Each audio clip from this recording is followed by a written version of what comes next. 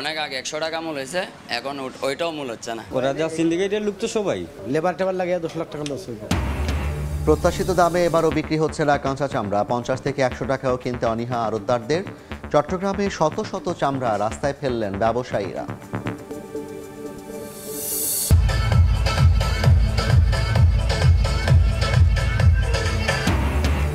ঈদ আনন্দে মাতোয়ারা দেশ। শহুরে বিনোদন কেন্দ্র থেকে সাগর পাহাড়েও ভ্রমণ পিপাসুদের ভিড়। মুখরিত সারা দেশের দর্শনীয় সব স্থান। নানা বয়সী মানুষের উচ্ছ্বাস। অন্তর্বর্তী সরকারের অধীনে সুষ্ঠু নির্বাচন নিয়ে সংশয় বিএনপির। ডিসেম্বরের বদলে এপ্রিলে পিছিয়ে দেয়া নিয়ে প্রশ্ন। ভোট নিয়ে কোনো দেশের হস্তক্ষেপ চায় না জামায়াত। এবং 4 দিনের সফরে কাল যুক্তরাজ্য যাচ্ছেন প্রধান উপদেষ্টা। ডক্টর ইউনূসের সাক্ষাৎ চেয়ে ব্রিটিশ এমপি টিউলিপের চিঠি। দুর্নীতির অভিযোগ নিয়ে ভুল বোঝাবুঝির অবসান চান।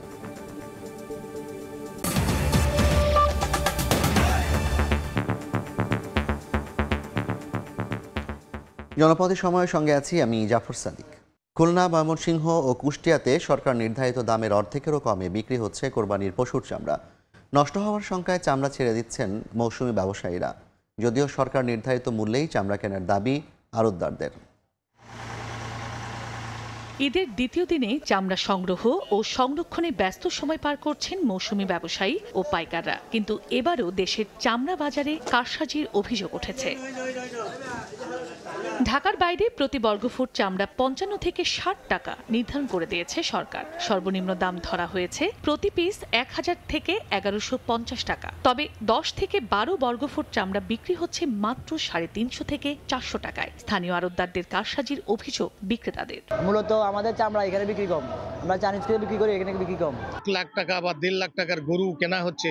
সেই গরু কেনার পরে যে চামড়াটার যে মূল্য পাওয়ার কথা ছিল সেই মূল্য তো আমরা পাচ্ছি না। কেন এই ধরনের আজকে মানে চামড়ার নাজেহাল অবস্থা, এটা অবশ্যই দেখা দরকার। এদিকে লবণ দিয়ে চামড়া সংরক্ষণ করার পরও অর্ধেক কম দাম বলায় আড়ত থেকে ফেরত চাচ্ছেন অনেকে। আবার কেউ কেউ বাধ্য হয়ে 600 থেকে 700 টাকায় কেনা চামড়া বিক্রি করছেন মাত্র 200 টাকায়। কত মাদ্রাসার চামড়া পড়েও আছে, বিক্রি করতে পারে না। তারা কয় চামড়া যে ডেট গেছে গা, এইটা গেছে গা, এইটাই তো করলো। এই চামড়ার দাম হলো 400 টাকা পত্তা কিনা, এখন এই বাজারে নিয়ে আসি 200 টাকা পত্তা কয়। এটা তো আমরা সবটাই লস, মানে ফেরত নিয়ে যাইতেছি। 2 লাখ টাকা থেকে 2 লাখ টাকা ধরা রাখবাম এই চামড়া বাদে। তবে মৌসুমি ব্যবসায়ীদের এই অভিযোগ মানতে নারাজ আড়তদাররা। সরকার নির্ধারিত দামে চামড়া কিনছেন বলে দাবি তাদের। আমরা তৃণমূল ব্যবসায়ী, আমাদের মাথার উপরে আরো 2টা জায়গা আছে।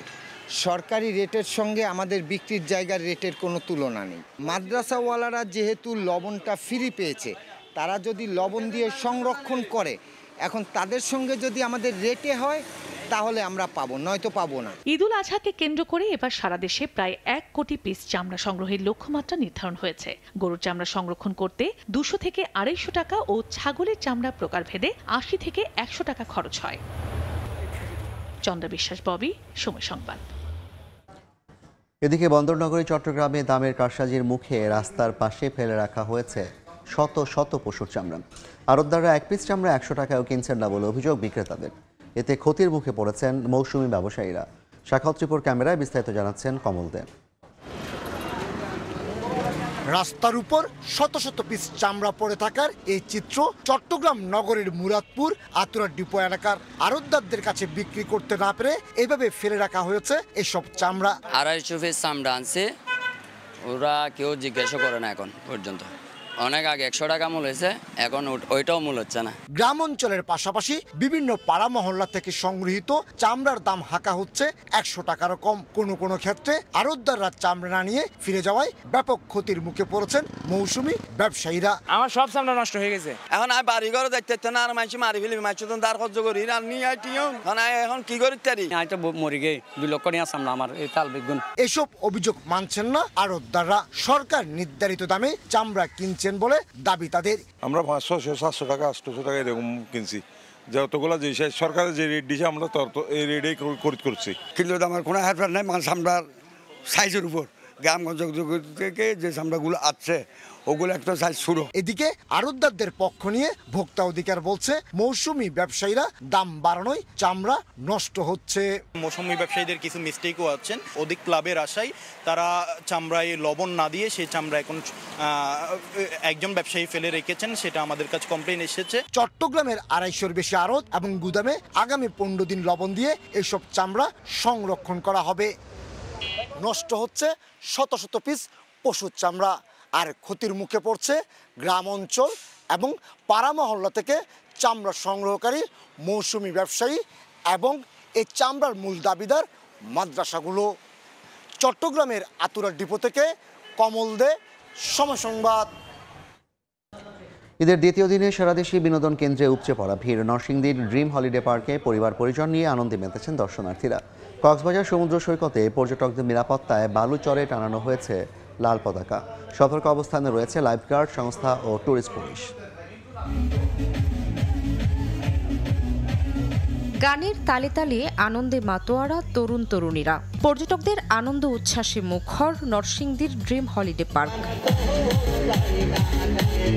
ঈদের ছুটিতে ওয়াটার পার্কে বাঁধ ভাঙা উল্লাসে মাতেন সব বয়সী মানুষ। অনেকেই চড়েন প্যাডেল বোটে, ঘুরে ঘুরে দেখেন ভূতের রাজ্য।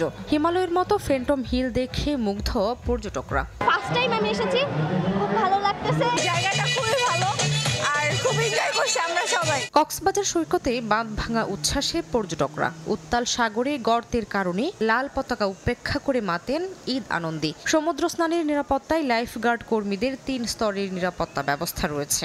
অনেকে উপভোগ করেন হিমছড়ি, ইনানি, পাতোয়ার টেক ও মেরিন ড্রাইভের সৌন্দর্য। সকাল থেকে বিজের মধ্যে আছি, অনেক ভালো লাগতেছে এখানে, খুব ভালো লাগতেছে আমার। আমি প্রথমবার আসছি এখানে, ফ্যামিলি সহ আসছি, অনেক ভালো লাগতেছে, এনজয় করতেছি অনেক। কুয়াকাটা সমুদ্র সৈকতেও আনন্দে মাতোয়ারা পর্যটকরা। ঈদের ছুটিতে পরিবার পরিজন নিয়ে ঘুরতে এসে খুশি সবাই। চট্টগ্রামের পতেঙ্গা সৈকতেও বেড়েছে ভিড়।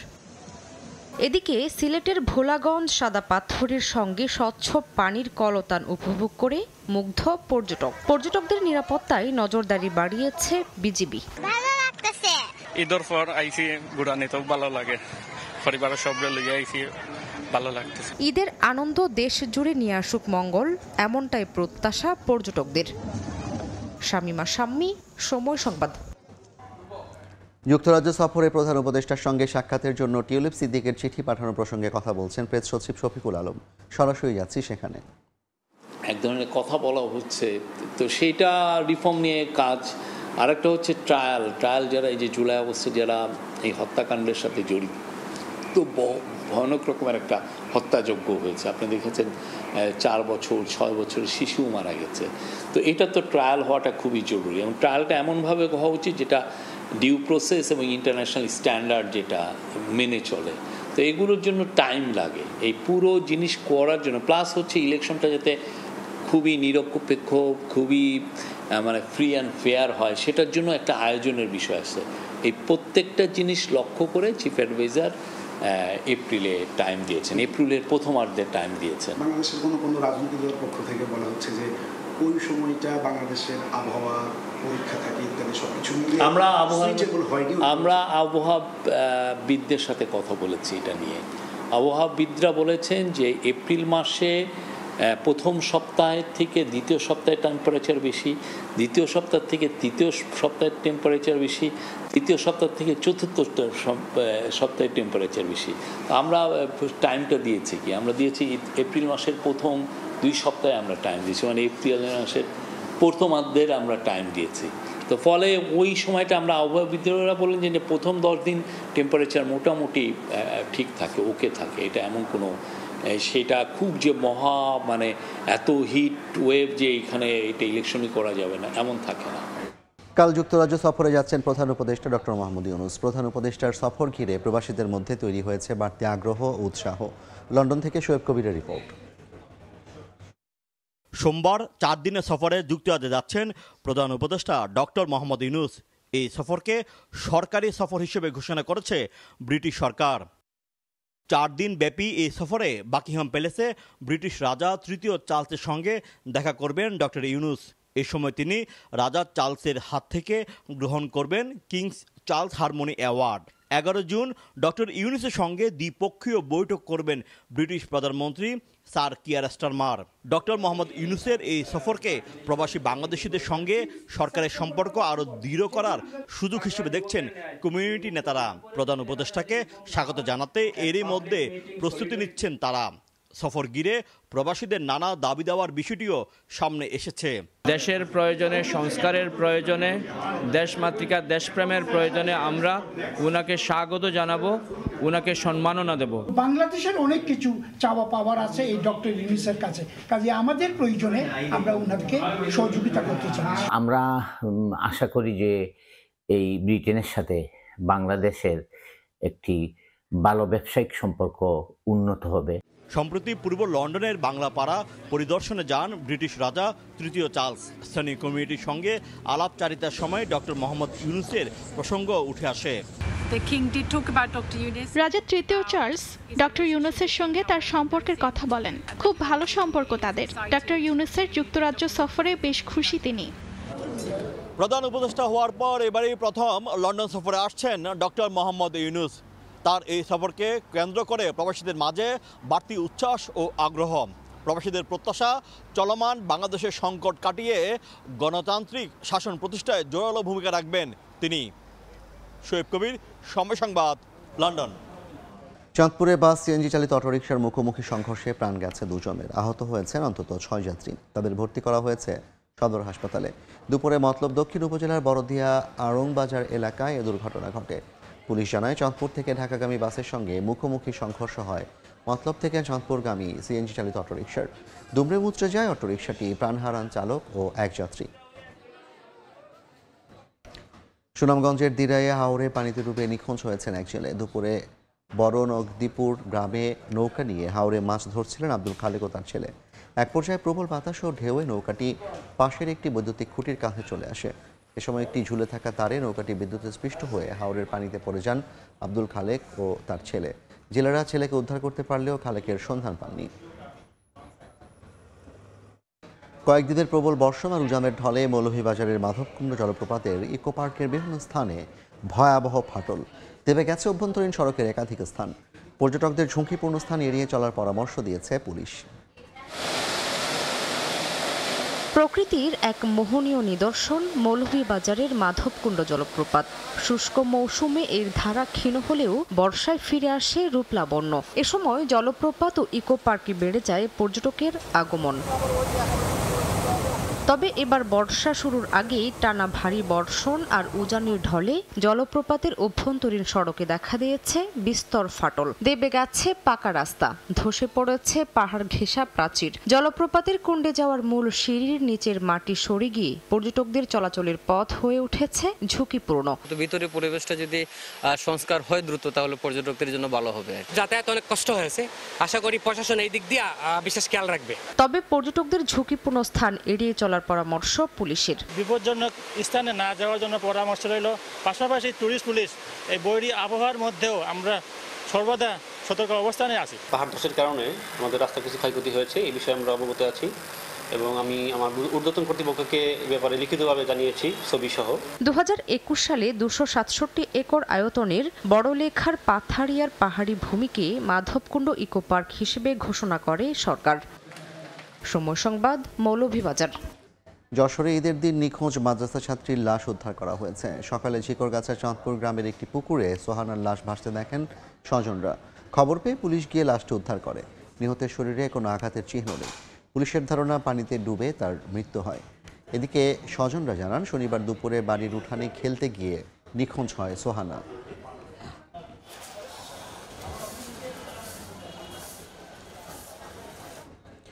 জনপদের সময়ের শীর্ষ সংবাদগুলো জানিয়ে দিচ্ছে আরেকবার। অনেক আগে 100 টাকা মূল হয়েছে, এখন ওইটাও মূল হচ্ছে না। ওরা যা সিন্ডিকেটের লোক তো সবাই লেবার টেবার লাগে 10 লাখ টাকা লস হইব। প্রত্যাশিত দামে এবারও বিক্রি হচ্ছে না কাঁচা চামড়া। 50 থেকে 100 টাকাও কিনতে অনীহা আড়তদারদের। চট্টগ্রামে শত শত চামড়া রাস্তায় ফেললেন ব্যবসায়ীরা।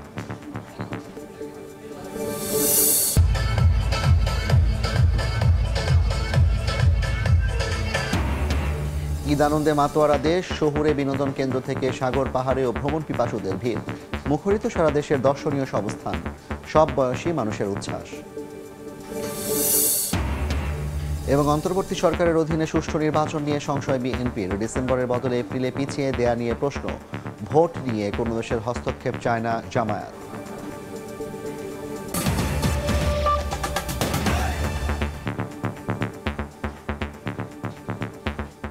এই ছিল জনপদের সময়। সঙ্গে থাকুন সময়।